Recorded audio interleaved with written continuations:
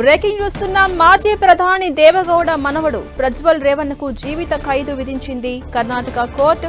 అత్యాచారం వేధింపుల కేసులో ఆయనకు శిక్షను ఖరారు చేసింది కర్ణాటక కోర్టు. ఇప్పుడు తీర్పును వెలువరించింది. మాజీ ప్రధాని దేవగౌడ మనవడు ప్రజ్వల్ రేవణ్ణకు జీవిత ఖైదును విధిస్తూ తీర్పిచ్చింది.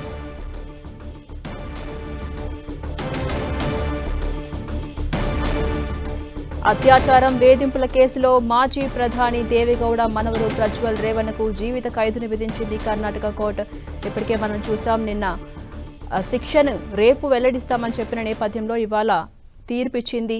అత్యాచారం వేధింపుల కేసులో దోషిగా తేల్చిన కర్ణాటక కోర్టు ఈ నేపథ్యంలో జీవిత ఖైదుతో పాటు 5 లక్షల రూపాయల జరిమానా కూడా విధించింది.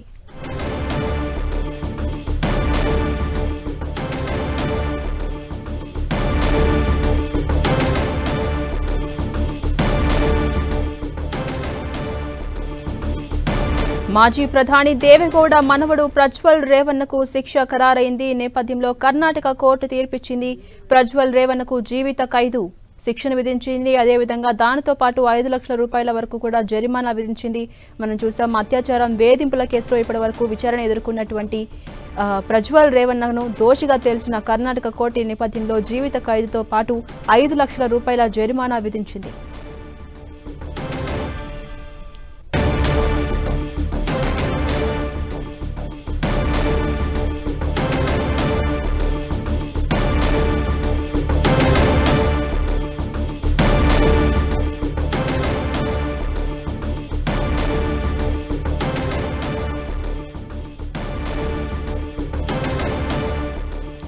మాజీ ప్రధాని దేవగౌడ మనవడు ప్రజ్వల్ రేవణ్ణకు శిక్ష ఖరారైంది. కర్ణాటక కోర్టు తీర్పిచ్చింది. మనం చూస్తున్నాం, ఆ బ్రేకింగ్ జీవిత ఖైదును విధిస్తూ తీర్పిచ్చింది. దానితో పాటు 5 లక్షల రూపాయల జరిమానా కూడా విధించింది. ఇప్పటి వరకు అత్యాచారం వేధింపుల కేసులో విచారణ ఎదుర్కొంటున్నటువంటి ప్రజ్వల్ రేవణ్ణను ఎట్టకేలకు దోషిగా తేల్చిన కర్ణాటక కోర్టు ఈ నేపథ్యంలో జీవిత ఖైదుతో కూడినటువంటి ఒక శిక్షను ఖరారు చేస్తూ తీర్పిచ్చింది. దాంతో పాటు 5 లక్షల రూపాయల జరిమానా కూడా విధించింది. ఇక అత్యాచారం చేసి వీడియోలు తీశారని ప్రజ్వల్ పై అనేక ఆరోపణలు ఉన్నాయి. నిన్ననే దోషిగా తేల్చినటువంటి కర్ణాటక కోర్టు ఇవాళ తీర్పు వెలువరించింది. ఈ నేపథ్యంలో ఒక ఉత్కంఠభరితమైన అంశానికి తెరదింపినట్టయింది. ఆయన ఎట్టకేలకు దోషిగా తేల్చి జీవిత ఖైదును విధించింది. దాంతోపాటు 5 లక్షల రూపాయల జరిమానా కూడా విధించింది. ప్రధాని మనవడైనా సరే న్యాయానికి ఎవరు అడ్డు కాదు అని మరోసారి కోర్టు తేల్చింది. దానికి సంబంధించి బ్రేకింగ్ చూస్తున్నాం. మాజీ ప్రధాని దేవగౌడ మనవడు ప్రజ్వల్ రేవణ్ణను దోషిగా తేల్చి జీవిత ఖైదును విధించింది. అత్యాచారం వేధింపుల కేసులో ఇప్పటి వరకు ఆయన విచారణ ఎదుర్కొంటూ వస్తున్నారు. దానితో పాటు ఎట్టకేలకు దోషిగా తేల్చింది బెంగళూరు స్పెషల్ కోర్టు. నిన్న బెంగళూరు ప్రత్యేక న్యాయస్థానం ప్రజ్వల్ రేవణ్ణను దోషిగా తేల్చి తీర్పును ఇవాల్టికి రిజర్వ్ చేసింది. ఇప్పుడు కోర్టు తీర్పు వెలువడించింది.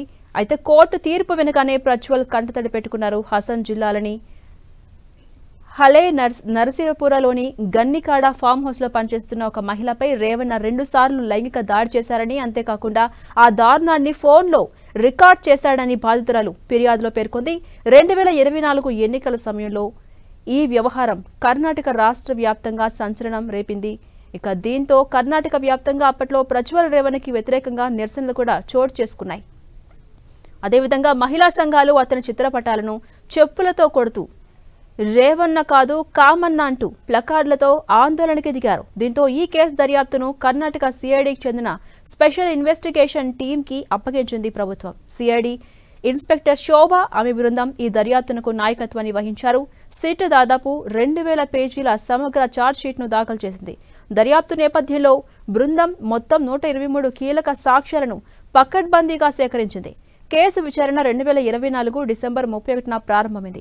కోర్టు మొత్తం 113 మంది సాక్షుల వాంగ్మూలాలను నమోదు చేసింది. అంతేకాకుండా వీడియో క్లిప్ల ఫోరెన్సిక్ నివేదికలు, సంఘటనా స్థల తనిఖీ నివేదికలు వంటి సాంకేతిక భౌతిక సాక్ష్యాలను కూడా కోర్టు పరిగణలోకి తీసింది. మొత్తం 7 నెలల్లో విచారణను పూర్తి చేసింది టీం.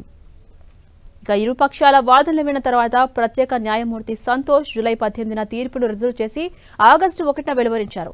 ప్రజ్వల్ రేవణ్ణపై అత్యాచార కేసు నమోదైన 14 నెలల్లోనే ఈ తీర్పు రాగా ప్రజ్వల్ రేవణ్ణ సాగించిన దురాగతాన్ని కప్పిపుచ్చుకునేందుకు అతని తల్లి కూడా సహకరించారని ఆరోపణలొచ్చాయి.